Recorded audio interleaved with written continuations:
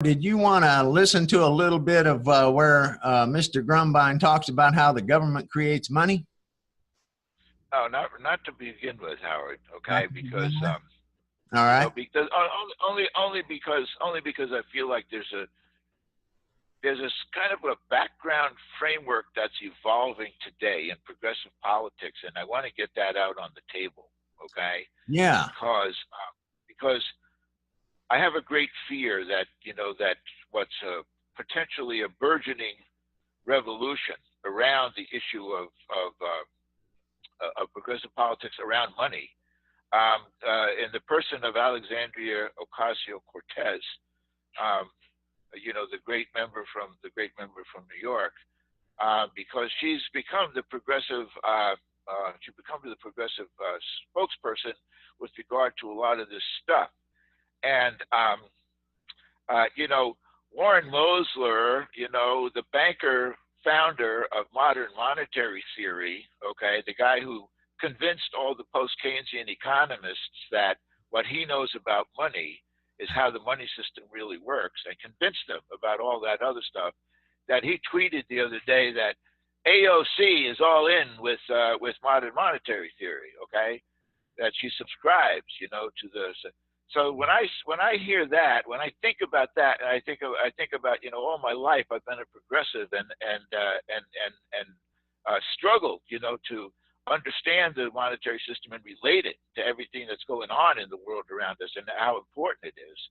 To hear him say that, that's an oh my God moment for me.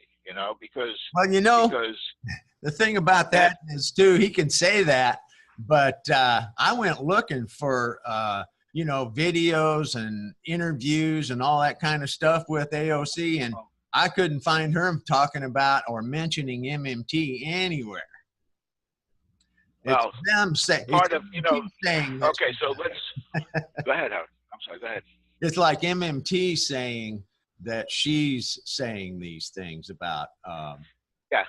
Well, the problem is the problem. But again, like everything else, they don't have any evidence. Right. The problem there, okay, as I said, when Warren Mosler jumped onto the MMT chat room and the post-Keynesian chat room, and convinced them about a bunch of different things about reserves and and how the monetary system really works, and all of that stuff. The post-Keynesians were already there. Okay, so you have to differentiate between post-Keynesian economics, which is what Alexandria Ocasio-Cortez is actually spouting these days. Okay, she's spouting post-Keynesian economics, which is good stuff. It's the good stuff. And then, in the background, you got the Grumbines of the world telling her that, oh, well, all you need is keystrokes to create money, and what a pile of horse shit that is, and that's Warren Mosler's pile of horse shit. Okay, that's what that is. So we got to be sure that Alexandria Cortez does not get backed into a corner when they keep saying, but how are you going to pay for that? And she offers a post-Keynesian defense, and she says, well, we're going to cut back on the military budget, and that's going to get you X, and we're going to tax the rich, which is, again, post-Keynesian, more equitable taxation. And that'll get you Y, and et cetera, all these kind of fiscal adjustments. And then when you add up X, Y, and when you get to add up X, Y, and Z, and she's going to get confronted with the fact that you need that times 10 in order to do the Green New Deal. And what are you going to do about the rest of it? I'm afraid, that she's going to resort to the notion that Bernie Sanders' economics advisor team included Dr. Stephanie Kelton and a couple of others of those post-Keynesians who have become MMTers, and that she's going to resort to calling out, well, we'll just keystroke the money. Because the minute that she says we're just going to keystroke the money, like Grumbine, said the other day, well, that's the end of the revolution right there. Okay, that's the end of it. Because then Ocasio-Cortez is going to be hosted up to flagpole, and they're going to just say, hey, here's a lady who thinks that right now, today, the government can create money by keystroking.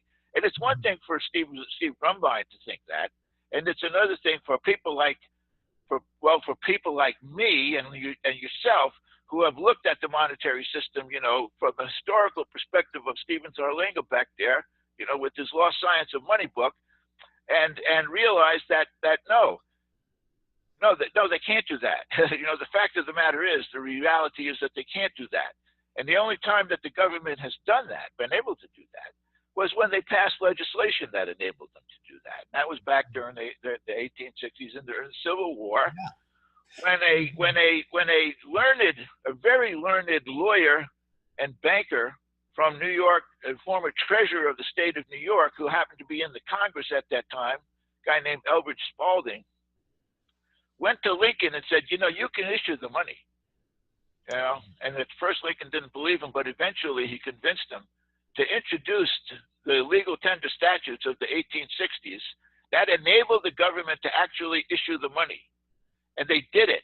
And you could say they saved the nation, but importantly, they exercised the constitutional right of the government to issue money, which is what we and Stephen Zarlenga and the American Monetary Institute and the Alliance for Just Money and the Green Party of the United States all want us to do now.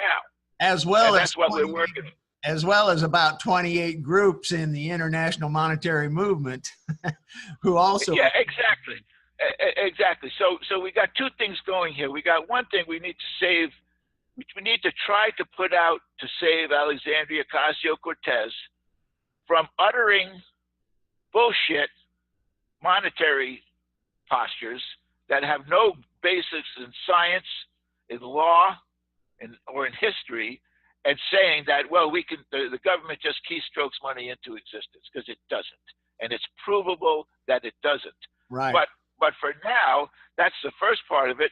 The first part of it is to save Ocasio, and the second is to advance, as you're saying, Howard, is to advance our prevailing notion that the government should be able to issue the money directly, right, like they're saying that we do now, and that we have a bill that was introduced by Congressman Dennis Kucinich in 2010 and 2011. And that bill proposes to change the way that money is created in this country and to turn the money creation power back over to the people, with their Congress acting on their behalf to pass the law that we would stop the banks from issuing the money, and we would begin the government to be issuing the money. So I just want to get that out there. That's why I feel like we needed to do this take this corrective measure. And Jordan Sheridan seems to be he seems to be all in, taking in what Steve Dunbar said. Well, you know why? Because the posture is, well, this is all really simple. All we have to do is say it, and it's done. All we have to do is believe it, and it's done. They're not willing to do the hard work. They're not willing to say, okay, we have to get a Congress in there that will actually enable us to do it. So let's just pretend that we do it now. And that's why I called all those guys out. That's why I called all those MMT economists out in my comments, because they know that it's not true that the government can just spend money into existence. They all know that. It's a meme, but it's not true. And of course, she's going to learn that too, because she's right there in government, and any effort to do that. So she should be careful about what she says, so she can maintain her legitimacy. But I'm sure there's going to be people there that tell her, no, you can't do that, that it requires legislation. And I'm hoping that when she learns that, oh yeah, all it takes is some legislation to create the money, that she starts looking at the NEED Act and what has been done. I hope somebody can get through to her to point it out. I know John Howell, another member of the Alliance, had written her a letter just recently that pointed that out to her. So hopefully her staff will read that and pass it along to her. I know they have a pretty good wall around her, probably, to I'm sure. My hope goes even further than that, if it's okay, Howard. My hope is that she becomes the co-sponsor of the Kucinich bill that goes back in. Absolutely. Absolutely. That would be anymore. No, the Kucinich's not there anymore, but that would be the two most progressive members of Congress, for the last generation. Yeah. between Kucinich and Ocasio-Cortez. Those are the two most progressives. And if she misses out on Kucinich's thing, and again, why?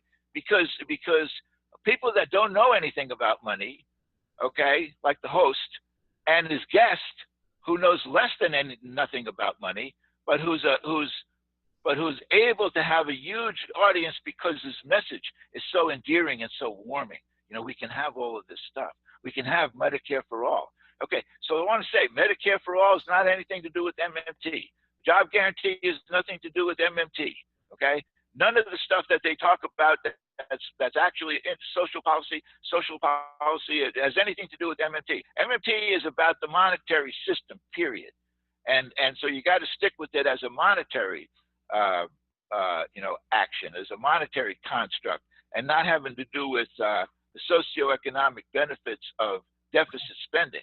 It's the definitely socioeconomics are real. A construct for sure of falsehoods for a large part of it. The idea that government creates money, first of all, is just ludicrous, but that they can. And what I find remarkable is that they tend to oppose monetary reform, criticize monetary reformers, call us trolls and stuff like that, when all we're wanting to do is make what they say it can do, that the government can create money. We want to make that a reality.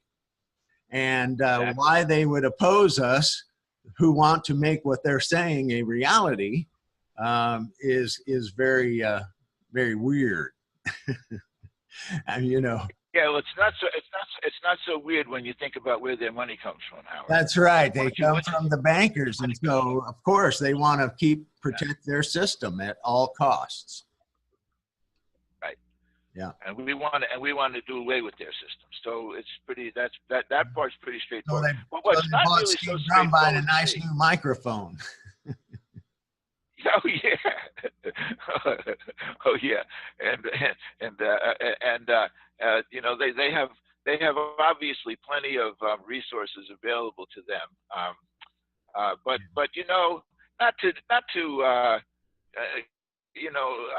don't want to. I'm definitely not jealous of their money, okay? But I'm jealous only of the fact that their effectiveness, which is a good thing, can carry us into the wrong stream and get us onto the stream that's going the other way, which is the banker's stream, That's right. And instead, we're trying to go towards the people's stream. Right, because the goals that they want, are the goals that we want too. We want healthcare, we want education, we want an effective policy to fight global warming and to stop the 6th grade extinction, which would require, massive investment into local economies, rebuilding rural America, basically, repopulating it and making it productive. And it's such a shame that they subscribe to this whole big centralizing force that is the banking system. Right. So Howard, what about what Stephen said? What Stephen said there in terms of let's deal with some of the things that he said. Let's listen to the talk a little bit here. Whether it would be anything, food stamps, you name it. The government creates money with keystrokes every time it spends. Every time it taxes, it deletes that money. So it's like a circuit. And so yeah. Well, there it is, huh? Yeah. So I don't know how many lies there were in there, but that whole concept, the government creates money by keystroking. Okay. You got to realize that that's just phraseology to get somebody's attention. Like, this is just a modern way of saying that the government doesn't need to have money in order to spend it. Okay, the government doesn't need to have money in order to spend it. It just creates it by spending. And how could anything be further from the truth? Right. How could anything be further from the truth? Why doesn't MMT take up my offer to go down to the Treasury Department and ask the people that run the fiscal management division there whether or not they can create money just by spending it or not. Why don't they take me up on that? Why don't they actually, in fact, that's what they should be doing. If it was true, they should be bringing people down there and say, going into Treasury and getting the guy at Treasury to say, yeah, we create money just by spending it, Well, that guy got his yanked out by his collar. Yeah, they don't want to get laughed out of the office, I guess, because even recently, J.D. Alt, one of their writers, had made an application to a patent application in which he described the system, and he had to describe it more accurately because obviously they wouldn't accept the MMT nonsense that government creates money. And he clearly describes how they borrow money when they don't have the tax money to spend. J.D. Alt. Yeah. J.D. Alt. Well, okay, so he's he's an economist who writes, kind of like a lot of technical stuff. Okay. Yeah. To me, it's like if he has said anything, Howard, tell me what he did say about it, because he couldn't, if it's accurate, anything near accurate, it couldn't go along with what Stephen Grumbine is saying. Tell me what he did say. All right, let's take a look at that. Let me see if this is the one. No, that's not it. I got it here somewhere.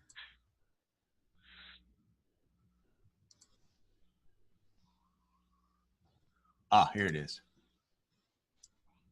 Sorry about that.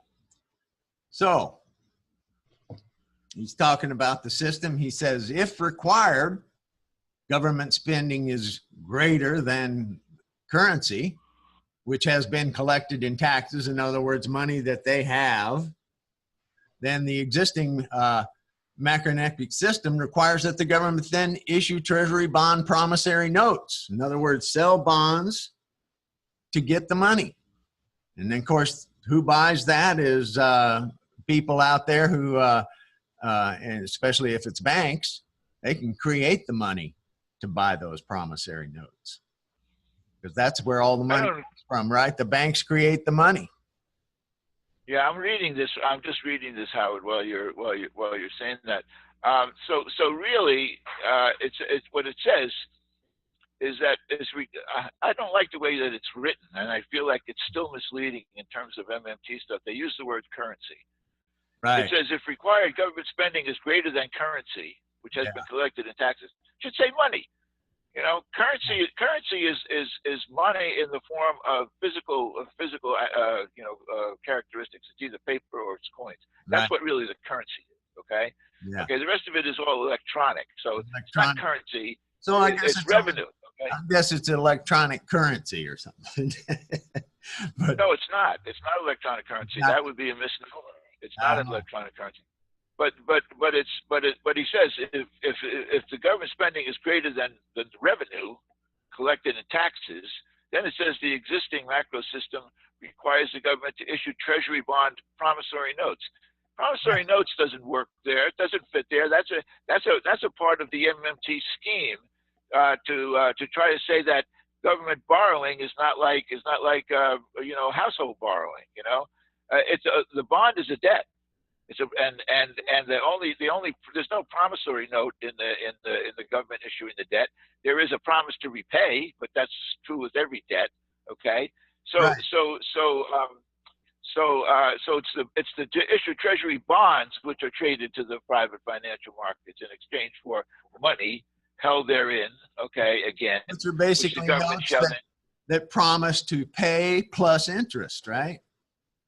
Well, to say that it's a note that promises to pay is one thing, yes, but a promissory note has a specific legal definition, okay? And a treasury bond has a specific legal definition, and it's covered in the money statutes. And it doesn't say anything in the money statutes about there being a promissory note. I promise you, Howard, okay?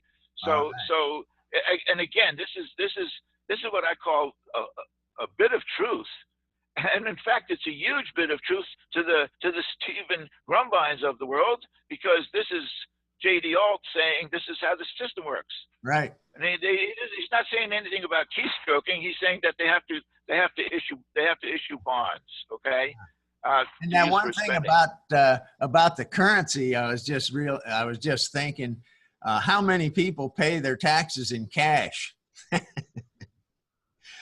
I don't know anybody that ever pays taxes in cash.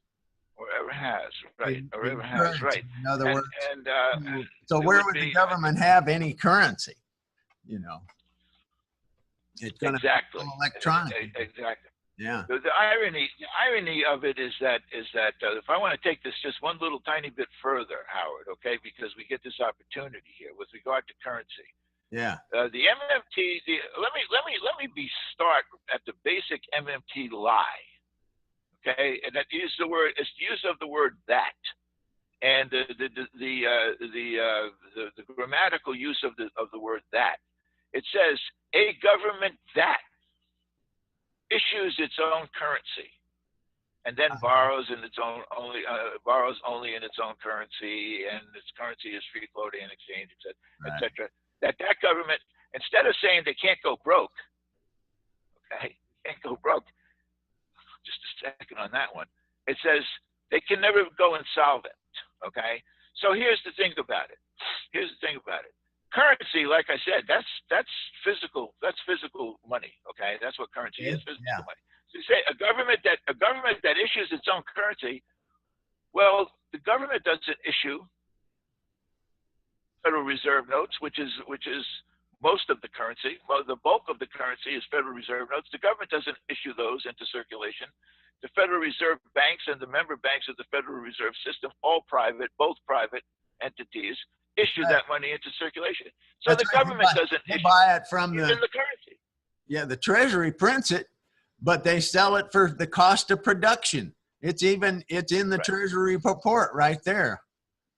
Right. So the point is that, even that construct that says a sovereign government, okay, that issues its own currency, et cetera, et cetera, et cetera. Which is only 3% of the money supply. No, but it's not even that, Howard. It's just that there is no government like that. There's no government like that. But what I mean by currency is that there's only a tiny bit of currency in existence. Oh yeah. Currency. So this is an interesting thing that you got J.D. Alt, and I put a list of people in my comment down there. You tried to grab all of the MMT economists and policy supporters, okay, to say that none of them will agree with that anymore. None of them will agree with that anymore. Ray wrote that in his earliest book, but he corrected it when he wrote with Eric Des Moines, and so it's not even true in MMT. And yet Stephen Grumbine, he can get out there and go on all the TV shows, and educate people who can do their own their own YouTube shows, and get a whole lot of people believing it. And this is a sad day for progressive economics in this country. That especially the more radical of the progressives, the ones that really do know what's going on, I would call the hip progressives, okay, are falling for this totally false construct of modern monetary theory. Right. It's all basically a lie. All because they haven't taken the time to look at the history and to look at the law. Exactly. That's it. Exactly. They're too busy going rah rah rah MMT, right. Rah rah rah MMT. Yeah. So and too busy fighting the symptoms of the system, the symptoms of this economic system, this monetary system that we have, which causes so many of the problems that we have. That systematically concentrating wealth, which systematically creates poverty on the other end. Exactly. So this is the stuff. This is the stuff that MMT pretends, to be dealing with, but they're not dealing with it at all, because the reality is that such private creation of money is what enables all of that stuff to happen. So Howard, I just want to mention, be sure to mention here, okay, the alternative. And the alternative, what's the alternative to modern monetary theory? You know, they run around saying, well, you know, it's not Austrian economics. You know, we're not on the gold standard anymore. Those guys. You know? Yeah. And then they say, you know, well, it's not just the regular, you know, classical economics of so and so and so and so. We'll bring in Krugman and whomever, right, Howard? So Right. so they say no. All that stuff is wrong. All that stuff is wrong. But they're avoiding us. They're avoiding the reality that there's been a monetary reform movement in this country for about 100 years or more, okay? Yeah. And you know, and over that time, you know, every you know, possible you know, progressive political establishment had a public money system in their platform, just like the Green Party does today. The Green Party is that's why I'm a Green Party member, to be honest, okay? Because they've got the Green New Deal and they've got it all spelled out. We do. I shouldn't say they do. We do. Okay. I'm not a spokesman for the Green Party, but I'm a member of the Green Party, and I know why I'm a member of the Green Party, because money is important to me. The monetary system is important to me. So what have we proposed, and what does the Green Party propose? That's the important thing that people have to know. They have to understand that what we're going to do in reforming the monetary system is to take away from the banks the power to create and issue the money. We're going to take that away from them. It's not going to be a banking power anymore. And if you read Hyman Minsky on the problems of capitalism, you'll realize that all of the problems of capitalism manifest themselves from the money power. Okay, so the first thing we're going to do is we're going to take the Fed into the Treasury. We're going to buy out the Fed. We're going to use money to buy out the Fed. Fed's going to go into the Treasury. Banks are no longer going to have the power to create the money. Banks are going to lend money that the government is going to create.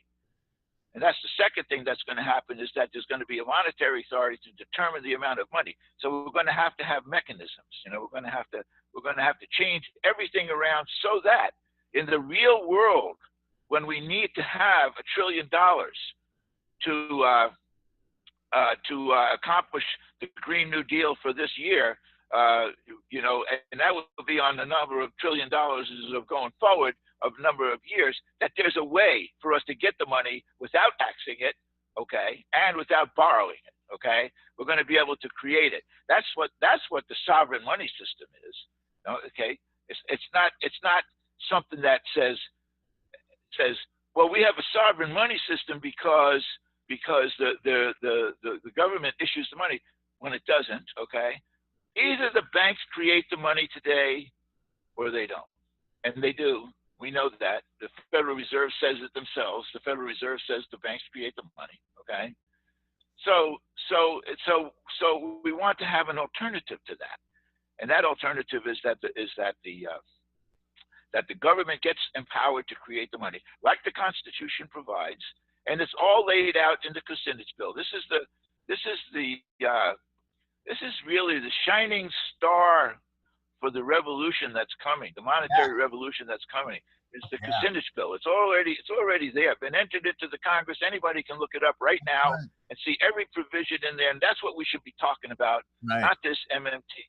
Already legally vetted by the legal counsel. Everything been through the whole thing, so it is ready to go. All we might need to tweak a few of the fiscal suggestions, but it sure would fix us up fast. Right. These are a few weeks. Howard, these are. Is this from the Green Party? This is from my slideshow. Actually, it's not the exact verbiage, but it's because it doesn't mention the monetary authority. But okay. Well, the point is that it's all there. Yeah. So and it becomes part of the government. The bank's creation of money is stopped, and the federal government creates and spins into existence U.S. money in non-inflationary and deflationary amounts for the needs of the nation and its people. And of course, we want to separate the spenders from the creators in the government. So that's why we have a monetary authority suggested. Right. Howard, you mentioned something earlier that is so important in the discussion of modern monetary theory that gets left out, which is that the Kucinich bill has been vetted by the Legislative Council of the Congress of the United States of America. Right. Okay. Now, one of the things that happens when it's vetted by the Legislative Council of the Congress is this. If it proposes to do anything that there is already a law that allows them to do, then it cannot go forward. Okay. Right. Then it cannot go forward. Okay. And so if the government today had the power to keystroke to existence, the Kucinich bill would never have come down on a piece of paper. Okay, and that's all the proof that anybody needs. Any lawyer, anybody that knows anything about the constitutional powers of the Congress and how they advance in terms of becoming law. If you try to pass a law that already exists, you can't do it. Okay, it can't go forward. It will not be voted. It will not get voted upon. It will not get entered into the Congress. It will not pass the muster of the Legislative Council of the Congress. So that's right. It's the law. So that proves MMT is bullshit. I know, but nobody wants to look at the proof. I mean, except for some of us, and hopefully we can get a lot more people to take a look at the proof, and we just need to get it out there. I was thinking these three reforms, I really liked the idea too that why they need to be done at the same time. They all have to be done all together. Three of those reforms need to be done at the same time is an important thing too. It looks like we got screen froze here, and that's probably my fault. So maybe we should wrap it up, Howard, because we've got the narrative still going. But so I just want to say thanks, and I want to repeat why are we doing this? We're doing this because we want to save progressivism. You know, we want to save progressive values and actually have them manifest into the reduction of suffering, okay, into the equalization of wealth and incomes among the population. And the only way we can do that is to control the monetary system. And let's get on with that. Yes, let's get on with that. And I wanted to bring up some current news right now that's happening is the Yellow Vest movement in France. They apparently have figured out who it is that has the power. And so they're planning a run on the banks coming up here real soon. And really? They're going after the banks. So really? We'll see. What are they going to do after? What are they going to do after it crashes? That's my question. Yeah, right. They can crash the bank. They can crash the banks, but actually, you know, when you come right down to it, now that's fine to show how much power the banks have, but really, when you come down to it, you know, they should be looking at it as you know, that's the problem. Right. You know, that's their problem.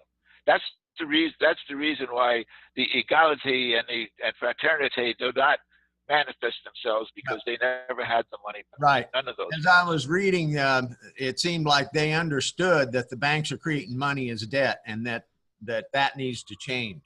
That the government create the money, and so so I think they've got a handle on it, which I'm delighted about, and thank heaven for the internet to get this information out to people, even though there is a lot of flack out there, you know, trying to confuse. All right, that's great, Howard.